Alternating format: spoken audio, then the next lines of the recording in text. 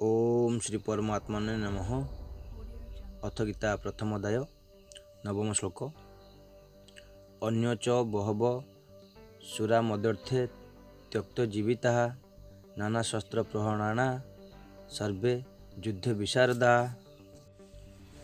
एमानक व्यतीत आहरी मध्य अनेक सुरवीर अछंती जो माने मो पाई निज जीवनर आशा मध्य छाड़ी दैछंती एवं सेमाने समस्ते अनेक प्रकार अस्त्रशस्त्र चलाइबारे तथा युद्ध काल अत्यंत चतुर। व्याख्या। अन्य च बहव सुरा मदर्थे त्यक्त जीविता। मु एपर्यंत आम सेनार जो सुरवीर मानक नाम कहली से व्यतीत आम सेनार वाल्मीकि, शल्य, भगदत्त, जयद्रथ प्रभृति बहुत वीर महारथी अछंती। सेमाने मोर भल पाई मो सपक्ष युद्ध करने निज जीवनर आशा छाड़ी एठाकू आसिछंती। सेमाने मोर विजय निमंते मरीजिबे पछे युद्धरू पछ घुंचा देबे नाही।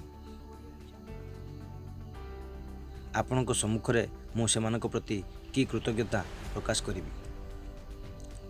नाना शस्त्र प्रहरणा सर्वे युद्ध विशारदा। ए समस्ते हस्त द्वारा चालना करा जाउथुवा खड्ग, गदा, त्रिशूल आदि नाना प्रकार शस्त्र काल निपुण एवं निक्षेप करा जाउथुवा शर, तोमर, शक्ति आदि अस्त्र काल निपुण।